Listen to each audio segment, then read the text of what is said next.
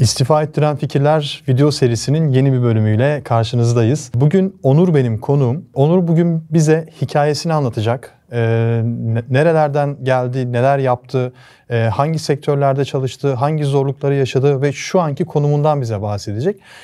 Onur'la tabii ilk sohbet etmeye başladığımızda dikkatimi çeken bir detay oldu benim. Onur küçük yaşlardan itibaren ticarete başlamış. Yani çok küçük yaşlardan itibaren ticarete başlamış. Daha sonra en alt mertebeden bir sinemanın işletmesine girip bir kafe işleterek daha sonra Amazon'da e-ticaret yaparak çok ciddi bir rakam, yani şu an çok da rakam telaffuz etmek istemiyorum tabii ki kendi gizliliğinden ötürü. Benim ciddi diyebileceğim bir rakama kadar ulaşmış ve şu an gerçek bir başarı hikayesi bana göre. Ticarette başarılı olmuş insanları bilirsiniz. Bu insanlar ticaretin en dip noktalarından başlamışlardır. İşte McDonald's'ta çalışanlar mı dersiniz, işte sokakta simit satanlar mı dersiniz ve bugün birçok holdingin imparatoru olmuş insanlardan bahsediyorum. Anlatacağımız hikayede aslında Onur'un potansiyel bir aslında iş adamı, yani ileride çok başarılı bir iş sahibi olacak bir insan olarak ben görüyorum kendisini, ki kendi anlatacak zaten neler yaşadığını bize. Hoş geldin öncelikle Onur. Hoş bulduk Tuğer Bey.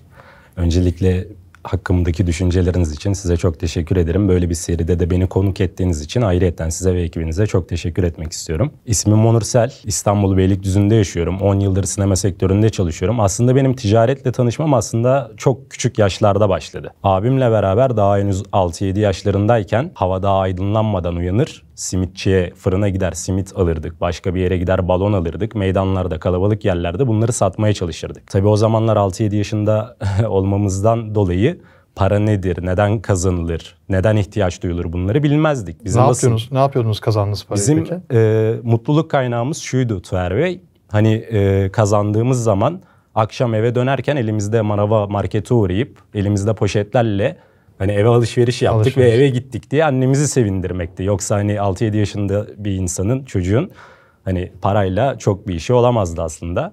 Ya tabii bunun bence psikolojide bir karşılığı muhakkak vardır. Yani 6 yaşındaki çocuk neden market alışverişi yapma ihtiyacı hissetsin? Evet. Yani demek ki ailede de bir zorluk var. Yani bir geçim güçlüğü yaşanmış ki çok bir çocuk olarak bunu hissetmişsiniz. Tabii, çok iniş ve çıkışlar yaşadık ailecek. O dönemlerde babam yurt dışındaydı. Hatta biz bu alışverişi yapıp eve geldiğimizde hep annemizi tembihlerdik. Babama söyleme gibisinden. Ama 2004 senesinde babamı kaybettim. 12 yaşındaydım o sırada. 2 abim var. Birer yaş var aramızda. Teşekkür ederim. Annem de 3 erkek evladı İstanbul gibi bir yerde hani tek başına yetiştirdi. Bu gibi düşünceler belki yetişme dönemimizde bizi ticarete itmiş olabilir. Zaten onunla ilgili ben bir araya girmek istiyorum. Tabii ki bu senin hikayen ama ben de aklıma bir anım geldi. Ondan bahsetmek istiyorum. 8 yaşındayken, aynen 8-9 yaşındayken bizim evin karşısında bir bakkal vardı. Sürekli işte annem işte diyor ki yarım kilo pirinç al, bir tane domates al, 2 kilo salatalık al. Hep oraya giderdim. Yani o benim için o bir şeydi. Sürekli gidip geldiğim bir yerdi, öyle söyleyeyim. Ve bakkalda bir gün şey dedim, ya dedim şu çekirdekler dedim hani ne kadar dedim. Dedi ki 1 lira dedi, işte o zamanın fiyatı, 30 sene önceden bahsediyorum. Ortaköy'de oturuyoruz, İstanbul Ortaköy'de oturuyoruz. Annem okul müdürü olduğu için orada bir lojmanda oturuyoruz. Ben dedim ki ya dedim bu çekirdeklerden bana 10 tane ver.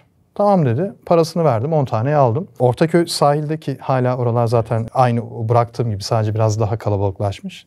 Yapısal bozukluk fazla yok. Çekirdek satardım dolaşa dolaşa. İşte 1 liraya aldım çekirdeği, 1,5 liraya satardım. Para kazanırdım vesaire.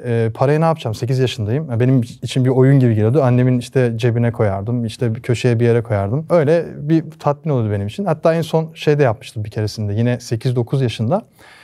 Yine oradan bu sefer 10 tane değil, yani 150-200 tane çekirdek aldım. Beşiktaş'ın maçı var İnönü Stadı'nda. İnönü'ye kadar yürüdüm, Beşiktaş maçına gittim ve o maçta yani stada polislere de hatta şey demiştim. Çekirdek satacağım abi demiştim. Adam şöyle bir bakmıştı bana. Tamam gir demişti, gülmüştü. Güzel bir anıydı. Orada çekirdek sattım. Benim de öyle bir dönemim oldu. Yani aklıma o hikayeyi anlatınca 6 yaşındaki hikayeyi, benim de aklıma o çekirdek hikayesi geldi. Dediğin de doğru ama yani 12 yaşında da, ben de 12-13 yaşında ben de bir şey hayal ederdim. Bu hani 4 tekerlekli arabalar var ya, ittiriyorsunuz, lastik tekeri olan. Onun üzerine ıvır zıvır eşyalar koyup satıyorlar.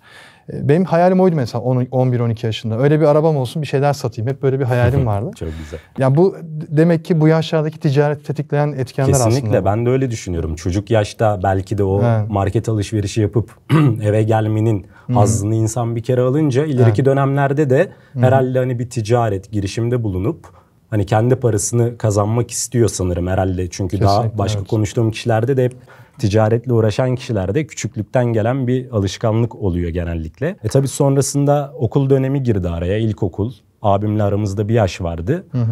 Tabii yaz tatillerinde biz de herkes gibi çeşitli yerlerde girdik, çalıştık vesaire.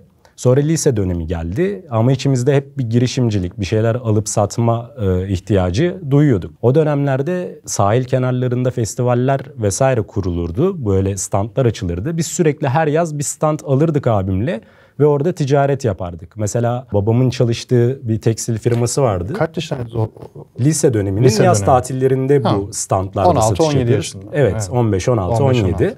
Ve sürekli de hani giderdik tekstil firmasına. İhraç fazlası olan ürünleri çok ucuz fiyattan alırdık. Festival alanlarında bunları satmaya çalışırdık o dönemki Çok arkadaşlarımla beraber. Ondan sonra tabii lise döneminde biz ailecek Galatasaraylıyız. Çok da tutkulu taraftarıyız. Buradan nasıl bir şey yapabiliriz diye düşündük. Kendi semtimizde bunun grubunu kurduk. Fenerbahçe'de olacağız diye fikrim değişti. Yok, hatta daha fazla tetikledi bizi o dönemlerde. Açıkçası tabii o zamanlar Galatasaray çok da iyi gitmiyordu. Biz Her yine zaman de olduğu gibi. ya son dönemlerde biraz daha iyiyiz. Buraya abi kessek ya. Söz konusu Galatasaray olunca. O zamanlar çok güzel işler çıkardık. Kendi atkılarımızı basıyorduk. Tabii 16-17 yaşında olan kişilere göre biz yönetimle irtibata geçiyorduk. Gerekli izinleri alıyorduk. Bunlar tabii hani anlatıldığı kadar kolay olmuyordu. Bizi ciddiye almıyorlardı. Israr, kıyamet peşlerinden giderek gerekli izinleri alarak kendi grubumuzu kurup onların da desteğini alarak lise döneminde Galatasaray sayesinde biz de lise döneminde harçlığımızı çıkarıyorduk. Ticaret yapıyorduk. Lise dönemimiz hep bu şekilde geçti. Ne bileyim işte abonelik alırdık halı sahalardan. Ben okulda turnuva düzenlerdim. Oradan kendime bir para harçlık çıkarırdım. Devamında liseden mezun olduğumda 18 yaşıma geldiğimde ben de herkes gibi sigortalı bir iş bularak üniversite kazanana kadar tabii bir yerde girip çalışmak ihtiyacı hissettim doğal olarak. Galatasaray'da bir yere kadar sonuçta yani Tabii, bir noktadan sonra orada artık bir iş maaşla... olarak evet. noktayı koyduk Galatasaray'la ama gönlümüz hala tabii ki de. Şaka yapıyorum. Yani mümkün değil Tuğer Bey. Sizin hatırınız için bile... Biraz daha zaten şöyle böyle yüzünüz kızardı böyle üstüme atlayacaksınız gibi hissettim. Yok estağfurullah. Arkamı kolluyorum bir şey var mı? Ama söz konusu Galatasaray olunca çevrem yani... Evet anladım. Benim de fanatik bir kardeşlerim. arkadaşım var Galatasaraylı. Evet. Yani o kadar fanatik ki böyle hani adama Fenerbahçe dediğiniz zaman böyle diyor anama söyleseydin diyor. Sen ne diyorsun diyor. Anlıyorum. O yüzden anlıyorum yani. Çevremizde vardı ama biz o konuda biraz daha diğer kişilere göre rahatız. Çünkü takımımız daha başarılı olduğu için bu gibi konularda insanlarla konuşurken çok zorlanmıyoruz açıkçası. Ondan sonra iş arayışına başladım tabii. Dershaneye yazıldım. Aileme yük olmak istemiyorum tabii. Kendim dershane masraflarını karşılamam gerekiyor. Bir arkadaşım aracılığıyla bir AVM'nin kendi sineması olan yerde büfe görevlisi olarak işe başladım. Büfe görevlisi nasıl? Şöyle, bu AVM'nin kendi içerisinde kendi markası olan bir sinema firması. Kendi sinemaları. İş başvurusunda bulundum. Sağ olsun o zamanki yöneticimiz direkt işe aldı. 18 yaşındaydım. Kendilerine de söylemiştim işte hani üniversiteye hazırlanıp kendi harçlığımı çıkarıp dershane masraflarımı üniversiteye kazandığımda da ayrılmayı düşünüyordum. Hani 5-6 ay ya da 1 yıl çalışarak helalleşip çıkacaktım. Normalde planım buydu. Tabii artık orada benim şansıma olacak ki çok değerli yöneticilerle çalışma fırsatı buldum. 18 yaşındaydım ama o zamanki yöneticimiz şimdiki benim yaşımdaydı. O da genç bir kişiydi. Ve o bizim genel direktörümüzdü aslında, şube müdürü yani değildi. Size emir veren, görev veren, Kesinlikle. sizi yönlendiren bir kişiydi değil mi sonuçta? Sizin üstünüz yani. Üstümüzdü. Yani Hatta tabii. direkt markanın genel direktörüydü ama kendisi... yaşıttınız o kişiyi. Yok, şimdiki benim yaşımdaydı. Yani kendisi de gençti. O zaman gençti. 27-28 yaşlarındaydı. İşe başladım. Aynı zamanda üniversite sınavlarına hazırlanıyordum. Dershaneye gidiyordum. İşte kendisi sağ olsun, ismi Mustafa Bey. Çok yardımcı oldu. Dershane saatlerimi ona göre ayarladı. Sinemada çalışmaya devam ederken hep içimde o geçmişten de gelen, ya evet şu an çalışıyorum, üniversitede hazırlanıyorum ama benim bir şeyler alıp satmam lazım, ticaret yapmam lazım düşüncem hep içimde vardı. Peki onu diyeceğim. Söylemeden önce aklıma gelmişti. Şimdi bu bana da oluyor çünkü. Uzun süre mesela kendi işini yapıp parasını kendi kazanan, ne kadar çalışırsam o kadar çok kazanırım mantığıyla hayatını idame ettiren bir kişi belli bir zaman sonra bir yerde maaşlı çalışmaya başladığında şey gibi gelmiyor mu? Ya bana hep öyle gelmiştir. Yani böyle omuzlarına çok ağır bir yük konmuş da. Kesinlikle. Bu yükü işte her gün buradan tut oraya kadar taşı. Bunu karşına sana şu kadar vereceğim dermiş, Kesinlikle. diyorlarmış gibi gelmiyor mu sana? Ben çok Bana hep öyle geliyordu çünkü. Kesinlikle. Ben de çünkü bunu çok geçmişte çalıştığım, kendi işimi yaptığım, ayrıldığım vesaire hep yaşadığım için geçmişte bunu çok iyi anlıyorum. Kesinlikle çok haklısınız. Hatta ben işimi çok sevdiğim halde 18-19 yaşlarında birinin yani direkt sosyal bir alanda çalışıyor olmama rağmen artık yoruluyordum açıkçası. Mental olarak yoruluyordum. Çünkü kendime aslında hiçbir şey yapmıyormuşum gibi hissediyordum ki aslında baktığınızda üniversiteye hazırlanıyordum. Bu durum böyle devam ederken ben üniversite sınavına girdim ve kazandım şehir dışında bir yere.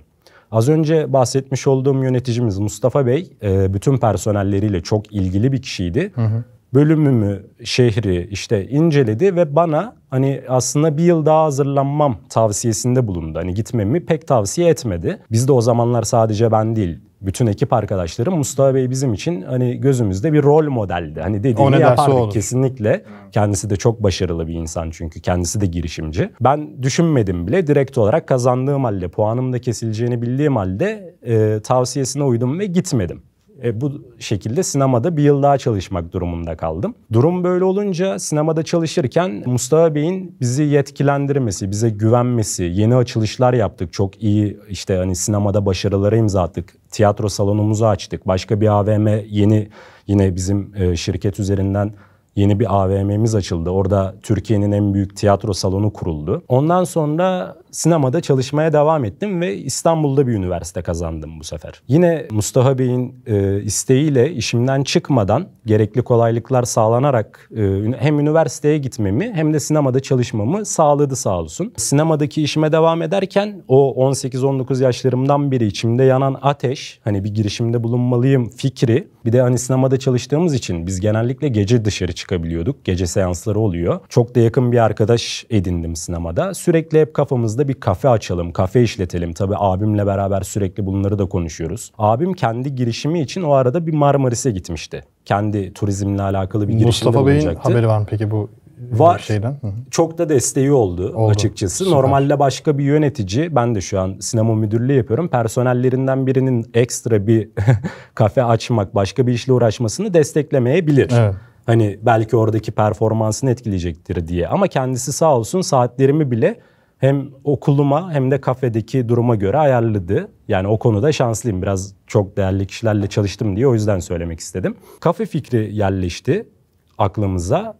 Ya zaten sürekli olarak belki de her gencin bir kafe açayım, işleteyim gibi bir düşüncesi vardır. Abime danıştım. Bizde de şöyle bir durum var. Genellikle iki abim ve annem olmak üzere bir karar veren kişiye, bir girişimde bulunacağım diyen kişiye kesinlikle destek olunur. Hani sorgusuz sualsiz. Hani sen tamam bunu düşündüysen yap, biz senin arkandayız gibi bir durum var bizim ailemizde. O konuda da çok şanslıyım. Kafe açmaya iyice karar verince dükkan arayışı içerisine girdik. Tabii bu durumda hem üniversiteye gidiyorum hem sinemada çalışmaya devam ediyorum. Hep yakın çevredeki ilanlara bakmaya başladım. Tabii hani devren olan ilanlara bakıyorum, boş dükkanlara bakıyorum ama köşede bir paramız da yok açıkçası. Sadece bir hayal kurulmuş o esnada, kafemiz olsun, işletelim gibi. Orada da aslında şansım yaver gitti. Okuduğum üniversitenin ek binasının karşısında boş bir dükkan buldum. Tam da yani üniversiteme de yakındı. Çok iyi. Evet, gerçekten o da çok iyi denk hani geldi. Bazı aklıma şey geliyor. Bazı insanların arkasını şanssızlıklar bırakmaz. Evet. Sizin arkanızdan da artık Mustafa Bey midir bilmiyorum. Hani evet, başka bir şey belki onun uğru ya da kesinlikle. Sürekli arkanızdan yanınıza beraber gelmiş yani. Ben evet bazı konularda hayatta şanslı olduğumu düşünüyorum. Hani hem çevre açısından hem içinde bulunduğum alem açısından destekliyorlar sürekli. Ve adım attığım işlerde de şansım yaver gittiği için genellikle biraz şanslı olduğumu düşünüyorum açıkçası. Dükkanı bulunca dükkan sahibiyle iletişime geçtik. O konuştuk, anlaştık, gittik kendisiyle görüştük. Anlaştık bir tutar, eve döndüm. Bir hesap yapacağım. Henüz daha ortada bir para yok. Biz adamla anlaştık ama adama verebileceğimiz bir para yok. Ben onları daha sonra nasıl olsa bir şekilde ayarlarız, kredi çekeriz vesaire gibi düşünüyorum. Arkadaşım sağ olsun orada büyük bir riske girerek o boş senede imza atmayı kendisi yaptı. Bizim de orada arkadaşlığımız pekişti. Abim sağ olsun kendi girişimini Marmaris'e gitmişti. Yarıda bırakarak İstanbul'a döndü. Şimdi biz kafeyi açtık. Tabii öğrencilere hitap eden bir yer olduğu için direkt işletmeye başlayamadık. Çünkü kafede yapılacak işler vesaire vardı. Kafeyi zaten zar zor devraldık. Ama içinde yapılacak olan işleri altından kalkabileceğimiz bir gücümüz hiç yoktu.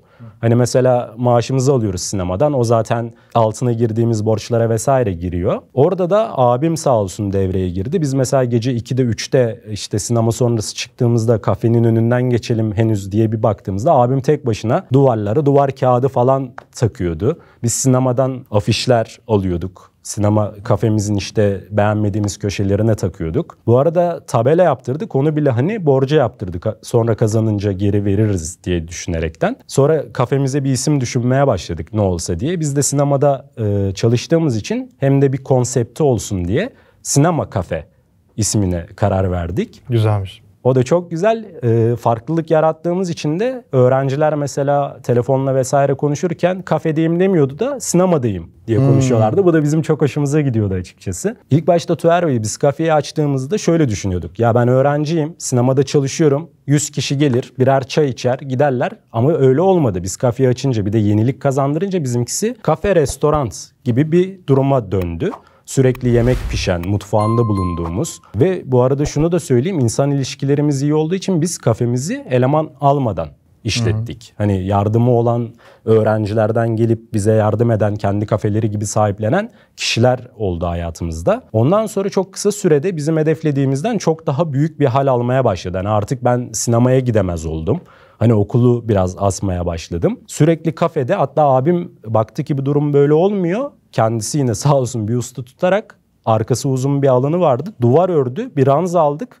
Biz kafede yatıp kalkıyorduk. Ben sabah işte uyandığımda kafede okula giderdim.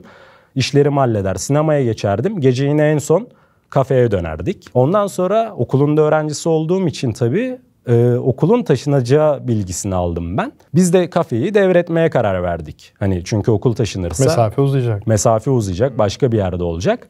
Bunun da bilgisini dürüst bir şekilde alıcıya vererek kafemizi devrettik. Hani hiçbir şekilde zararımız olmadı. Yap, işlet, devret şeklinde yeni kişilere devrettik. Oradan güzel bir meblağ işletirken ayrı kazandık. Devrettiğimizde de ayrı kazandık. Bu da bizim için, ilerisi için bir sermaye oldu. Ondan sonra kafeyi devrettik.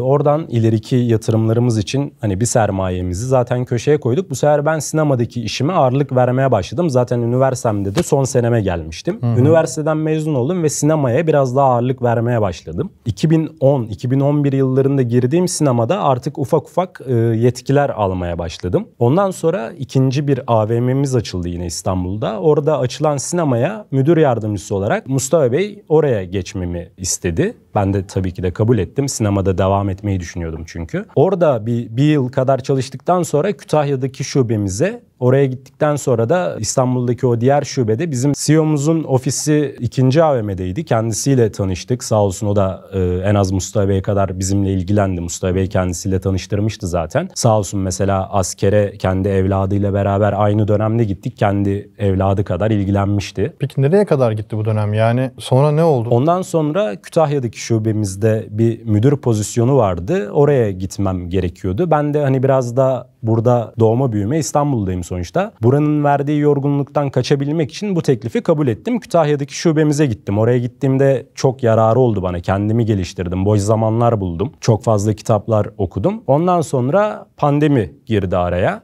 Tabii pandemi dolayısıyla biliyorsunuz sinemalar kapandı. Sinema salonlarını biz de kapatınca ilk bizi vurdu ve henüz hala açılmadı biliyorsunuz. Mart ayında ben de tekrar İstanbul'a döndüm. Tabii 10 yıla yakındır sinemada çalışan, sürekli bir hareket halinde olan biri olarak yani daha 10. günden çok garip hissetmeye başladım. Hani yatıyoruz, kalkıyoruz, hiçbir şey yapmıyoruz.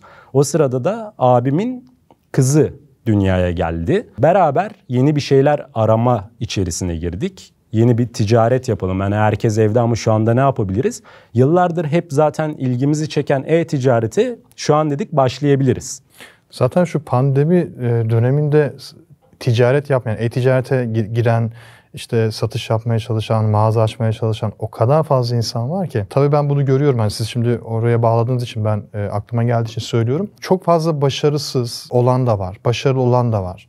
Ya da işte denemeler yapan da çok fazla insan var. Yani bir araştırma çok yoğunlaşmış durumda şu an. Kesinlikle. Hem e-ticarete hem de bu sanal işlerin tamamını, işte Bitcoin olsun, işte borsa yatırımcılığı olsun vesaire. Evet. Bayağı bir tavan yapmış durumda. Yani siz de o furyadansınız diyebilirim aslında. Kesinlikle o furyadınız. Ama nereye varacak onu merak ediyorum şu an. Şöyle gelişti. Tabii hani sanal ortamda bir şeyler önce öğrenmemiz gerekiyor. Ondan sonra atılmamız gerekiyor. Bu biraz kafe açmak gibi değil. Hani bir eğitim almadan, bir şeyleri öğrenmeden atılabileceğimiz bir durum değil. Biz de hani teknolojiye meraklı insanlarız. E-ticarete de ilgimiz var. Tam o sıralarda sizinle tanıştık. Sizin Udemy'deki videolarınızla tabii. Udemy'deki online eğitim platformunda siz, başka eğitimler vesaire hepsini kurcalamaya başladık. Tabii hani vaktimiz de bol, evdeyiz zaten. Pandemi dolayısıyla dışarıda çıkamıyoruz. Uzun süreli bir eğitimden sonra kendimize iyice güvenip o şekilde başlayalım diye düşündük. Ondan sonra hesabımızı açtık. Aslında hesap derken nerede açtın? Şöyle Amazon. Evet, Kuzey Amerika pazarında açtık.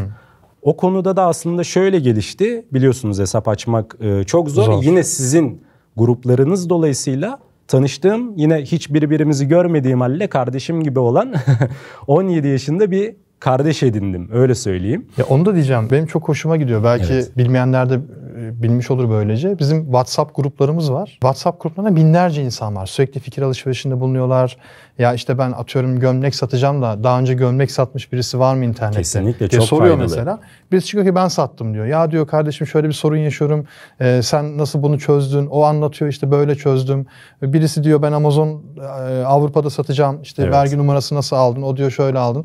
Hani gerçekten insanların birbirine dokunması, birbirine destek olması da çok güzel. Kesinlikle. Yani siz de araştırıp bunu bulmuşsunuz sonuçta, keşfetmişsiniz. Hani bizim o WhatsApp gruplarını vesaire ki oralar herkese açık zaten. Katılanlar katılıyor. Kesinlikle. Orada bilgi edinmeye çalışıyorlar. Düşünebiliyor musunuz? Güzel. Başka bir şehirde olan yüz yüze birbirimizi hiç tanımadığımız bir insanla biz Amazon'da ilerledikten sonra benim hesabım üzerinden binlerce dolar olarak birbirimizi hiç görmediğimiz 17 yaşında bir kardeşimle iş yaptık. Sizin gruplarınız sayesinde onunla beraber ticaret yaptınız. Evet, ilk başta öyle bir durum yoktu. O yardımcı oldu bize. Sadece bize de değil. Kendisi 17 yaşında, zehir gibi bir arkadaş açıkçası. Ne güzel. 4-5 kişinin hesabını açtı, herkese yardımcı oldu. Bayağı bir İngilizcesi de var. Kendisini çok geliştirmiş biri. Onu da ileride çok iyi yerlerde görüyorum. Onun da ismi Mustafa bu arada. Hayatımda Mustafa'ların bayağı bir yeri var. Aynı Mustafa olmasın? Yok değil. Yaş farkı var. Ben 17 yaşındayım. O da olabilir. Hayatına dokunayım bir şekilde gibi. Yani evet. Kendisi, güzel ama Mustafa'lardan... Evet, Mustafa ismi güzel bir isim zaten. Hani genellikle başarılı oluyorlar diye düşünüyorum. Gel zaman git zaman bayağı bir bize yardımı dokundu. Biz abi kardeş kendisiyle de işte bir arada grup kurduk, konuşuyoruz. Biz artık başkalarına sizin grubunuz üzerinden yardımcı olmaya başladık. Bu zaten hani... Yani ben yardımı aldım, işim bitti değil. Ben yardımı aldım, bu işi öğrendim, nasıl yardım edeceğimi Kesinlikle. Keşfettim. Gel ben de sana yardım edeyim deyip başkasına yardım ediyorsun. Kesinlikle. Bunu aslında en iyi siz bilirsiniz. Bir sürü insana dokunmuşluğunuz var kesinlikle. Yani sizin tahmin ettiğinizden de daha fazla bu arada. Bunu ben size iletebilirim. Yani sizin yanınıza geleceğim diye gerçekten çok selam gönderen gruplardan vesaire bir sürü arkadaşım oldu. Ne güzel. Benim adıma heyecanlanan insanlar oldu. Çok size saygı duyuyorlar, seviyorlar. Sağ olsunlar. Teşekkürler. Siz daha iyi bilirsiniz ki zaten hani ticaret yapıp herhangi bir tutar bir para kazanmaktansa yani zaten amacımız bu. Hem kendimiz hem ailemiz hem çevremiz özellikle de ülkemiz için. Hani biz Türkiye'de yaşıyoruz ve Türkiye'de ihracat yapıp dışarıdan ülkemize döviz getirmenin ne kadar önemli olduğunu siz de videolarınızda sürekli söylüyorsunuz. Kesinlikle, zaten. Evet. Bu bilinçte hareket ettiğimiz zaman az önce demek istediğim şuydu. Birine yardımcı olunca insan aslında kazandığı tutarlar kadar mutlu oluyor. Çünkü birine dokunmuş oluyorsunuz, tecrübenizi paylaşıyorsunuz. Her şey para değil zaten. Kesinlikle yani belli değil. Bir noktadan sonra insan artık hani şeyi de bekleyebiliyor. Sadece hep para değil de hani ben nasıl daha fazla insanlara faydalı olabilirim ya da işte ülkeme nasıl faydalı olabilirim. Kesinlikle. Ki olay sadece hani şahıs da değil, kişi de değil. Bazen işte ülke, işte döviz kazanmak, başka insanların elinden tutmak, yol göstermek. Bunlar güzel vizyonlar gerçekten de. Kesinlikle. Ona sahip olmanız da iyi gerçekten de. Teşekkür ederim. Herkes keşke böyle olsa. Çok sağ olun. Ya bu şekilde düşünen kişiler de çok olduğunu düşünüyorum. Çünkü dediğim gibi bu aslında bir motivasyon kaynağı olabiliyor. Belki insan benim yaptığım ticaretten, ihracattan ne olabilir diyebilir ama grubunuzda 3000'e yakın kişi var. Bunlardan 1000 tanesi bu durumu başarabilse yani ülkeye nasıl bir faydası olabilir siz daha iyi bilirsiniz. Bu bilinçle hareket ettiğimiz zaman hem kendimize hem çevremize faydamız oluyor. Onun dışında şunu bir eklemek isterim. Az önce anlattığım şeyden aklıma geldi. E-ticaretle uğraşan kişilerin masa başı iş yapıyor. Kendisine de zaman ayırabildiği için aslında spor yapmalarını tavsiye ederim. Bunun birkaç tane farklı sebebi var. Ben profesyonel bir sporcu değilim. Hangi spor dalını yapacaklarını da kendileri bilirler ama bir motivasyon kaynağı oluyor. İnsan en azından... Buyurun. Aynı şeyi eşim de söylüyor da Evet. şimdi bazen çalışıyorum böyle. Diyor ki Tuğer diyor efendim diyorum bir yandan şöyle göbeğe doğru bakıyor. Ne olmuş senin göbekte? Değil mi? Biraz oturma, duruş bozukluklarına Duruş da sebep bozukluğu oluyor, olabiliyor. göbek oluyor. Kesinlikle. Oluyor. Katılıyorum da yani çok da mümkün değil ya. En Yani, azından benim spor yapmam çok ya mümkün. ben de henüz söylüyorum ama başarabilmiş değilim Pek ama vakit yok. işleri vakit olmuyor. Yapabiliyor musun peki spor yani? Ben hayatımda çeşitli dönemlerde bütün tempoya rağmen hep bir araya sıkıştırdım. Ama aslında ticareti de spor gibi görüyorum Tuğer Bey. Nasıl? Vücut geliştirmek isteyen bir insan mesela 3 ay iyi bir verim alıyor. Ondan sonra bir durgunluk yaşıyor. Aslında ticarette de böyle. İşler biraz durağanlaştığı zaman sabır gösterip biraz daha üzerine giderse meyvesini o zaman yer diye düşünüyorum. Doğru, evet doğru. Çünkü hayatın genelinde böyledir. Biraz işler zorlaştığı zaman aslında kırılma evresini yaşıyor insan. Peki şu an ne yapıyorsunuz? Yani mesela destek aldınız, öğrendiniz, bir şekilde belli bir noktaya geldiniz. Şu an sinemalar da kapalı, pandemi var. Kimse zaten bir şey yapamıyor. Ne durumdasınız? Yani para kazanıyor musunuz?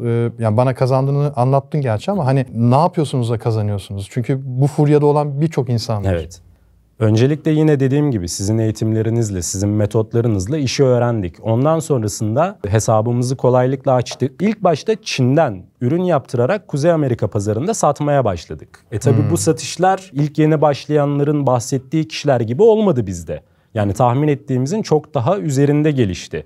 Artık orada da bir ticari şans mı devreye girdi? Biz mi çok iyi araştırıp güzel ürünler bulduk bilmiyorum ama gerçekten hani stok yetiştiremez hale geldik. Bu çok büyük bir motivasyon kaynağı oldu zaten çok bizim iyi. için.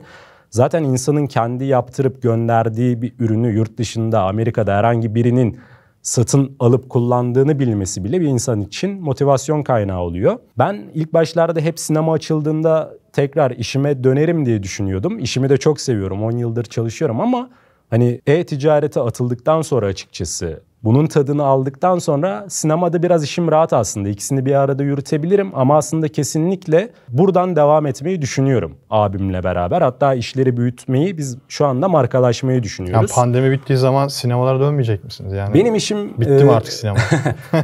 Galatasaray gibi onun da kalbimde her zaman yeri var. Hani sinemadan ayrılmak biraz benim için zor olabilir ama tekrar işime döner miyim? Şu an açıkçası bilmiyorum. Tabii ki de hani dönmem gerekiyor. Bazı sorumluluklarım var ama işlerimiz şu an çok şükür iyi gidiyor. Süper. Aslında bizim bu gibi başarı hikayelerimizin yanında gruplarda çok fazla hikayelerle de karşılaşıyorum. Aktarmak isterim kısaca. Mesela bir hanımefendi var yine gruplarınızda sizlerin. Çok takdir ediyorum mesela. Ev hanımı kendisi. 2 tane çocuğu var. Çocuklarını bebek herhalde daha küçükler. Hem onlarla ilgilenip hem bu işe atılmış. Sürekli olarak eğitimleri, videoları izliyor. Kendisini geliştiriyor. Hatta sizin de videolarınızda hatırladığım kadarıyla engelli kardeşlerimize ve bayanlara karşı eğitimleriniz ücretsiz oluyordu. Sizin de bu konuda desteğiniz yani çok harika gerçekten. Çoğu kişinin yapmadığı bir durum bu. Bizim şu an Amazon'da geldiğimiz nokta markalaşma üzerine. Hani biz ilk retail arbitraj yaparak gerekli sermayeyi edindikten sonra Al-sat yaparak yani. Al-sat yaparak evet kendi ürünümüz olmayan marka bazı ürünleri satarak edindiğimiz hem tecrübe hem sermaye ile birlikte 2021 yılında markalaşmayı düşünüyoruz. Bu konuda abim benden daha fazla ilgileniyor. Ürün araştırıyor, gidiyor, geziyor, ürün buluyor. Süper. Abi kardeş yani inşallah işleri büyütürüz ve size Tebrik ederim. Güzel. teşekkür ederim. Yani tabii burada sizin çabanız da önemli ve ticaret yani ticari zeka burada çok önemli. Ticareti sevmek, ticareti yapmak da burada çok önemli. Bunların hepsi sizde var zaten. Yani tabii geçmişten biraz bahsederken kendimden de biraz bir şeyler yakaladım. O yüzden hoşuma gitti açıkçası. Çok keyifle dinledim. Teşekkür ederim katıldığınız için. Rica ederim. Yani ticaretin bir noktasına dokunmuş olan insanlar, zaten bir tadını almış olan insanlar. Bu yaş çok önemli değil bence. Belli bir zaman sonra artık içleri içlerine sığmıyor. Yani her şeyi düşünüyor. Ben mesela şöyle bir insanım. Bir videoda da bahsetmiştim. Yani şu bardağı, yani bardak tabii ki tamamen bir örnek. Bardağı alıp elime su içtiğim zaman diyorum ki ya bu bardağı bu adamlar bu kalıpla nasıl üretmişler? Kesinlikle. Hani bu kalıba bu bardağı nasıl sokmuşlar? Acaba ben de yapabilir miyim mesela? Düşünüyorum. Yani tabii bardağı düşünmüyorum da hani herhangi bir şey düşünüyorum. Bir kol saat olabilir, işte bir web sitesi olabilir, bir şey olur. Yani bu düşüncede olmak ya da işte ben ekstra nasıl para kazanırım, çaresiz kaldığımda ya da param bittiğinde nasıl para sahibi olabilirim diye düşündüğüm zaman aklıma hep benim şey gelir. Ya ben pazarda limon da satsam para kazanırım derim mesela kendim için. Yani sizde de bu aynı şey var. Bu o enerjiyi aldım. Gerçekten de tebrik ederim. Yani gerçekten de güzel bir başarı, güzel bir sonuç. Giderek büyüyeceğine, giderek de arta katlanarak gideceğine, büyüyeceğine eminim. Onu da gönül rahatlığıyla söyleyebilirim. Çok teşekkür ederiz. Zaten insan istedikten sonra, araştırdıktan sonra, talep ettikten sonra, mücadele ettikten sonra yani başarıyı bir şekilde bir noktada yakalayabiliyor. Muhakkak başarılı oluyor. Yani başarısız olmak da bir başarıdır. Ben bunu her zaman söylüyorum. Tecrübe oluyor. Yani deneyim sonuçta. Yani olumsuzluklarda hiçbir zaman yıldırmamalı, vazgeçilmemeli. Belli bir noktadan sonra artık insan çünkü yaşaya ya ben artık bunu yaşadığım için bu noktadan sonra yönümü şu şekilde çeviririm ve bu şekilde başarıysa yakalarım diye kendi kendine bir harita çıkartabiliyor. Bu çok önemli. Ticaret yapanlar ki daha bu konuda şanslı bana göre. Çünkü biz ticaret yapan insanlar ki bunu sadece e-ticaret olarak söylemiyorum ki ben de fiziki ticaret çok fazla yaptım. Sadece e-ticaret yapmadım. Hangi ürünün ne zaman satacağını, müşteri tepkisini, müşteri nasıl memnun edilir, işte müşteriye nasıl hitap edilir ki sıcak satışta bu önemli. Ben de mesela sıcak satış yaptığım dönemlerde hani o müşterinin memnun olması için ona sadece bir güler yüz ya da işte tekrar sizi bekleriz, sizinle tanıştığıma çok memnun oldum gibi kibar bir söz bile müşterinin yüzünü güldürmeye yetiyor. Kesinlikle. Bunu fiziki yani ki fiziki yaptığınız için söylüyorum ki sinema sektöründe yani o büfe işletmeciliğinde de bu kesinlikle böyledir. Müşteriye bu şekilde sıcak yaklaşmanın gerekliliğini bilen bir ticaret yapan kişi, bir iş adamı e-ticaret yaptığı zaman da, elektronik ticaret yaptığı zaman da hiç görmediği, yüzünü görmediği, bilgisayardan ürün sattığı bir müşteriye nasıl davranması gerektiğini daha iyi bilir. Kesinlikle. Ve bir adım önde olur. Bu sizi hem müşteri ilişkileri açısından öne taşır, hem ticaret yapış şekli olarak öne taşır, hem de girişimcilik olarak sizi daha cesaretli kılar diye düşünüyorum. Çok teşekkürler tekrar katıldığınız için. Ben de tekrar çok teşekkür ederim konuk ettiğiniz için. Ne demek? Sizle tanıştığım için de ayrıca çok memnun oldum. Ben de çok memnun oldum. Sağ olun. Görüşmek üzere arkadaşlar. Benzeri videolar devam edecek. İstifa ettiren seriler, video serisi devam edecek. Sizin de bu ve buna benzer hikayeleriniz varsa bu videonun yorumlar bölümüne yazabilir ve bize gönderebilirsiniz. Ben de sizi buraya konuk edebilirim. Kendinize çok iyi bakın arkadaşlar. Görüşmek üzere. Hoşça kalın.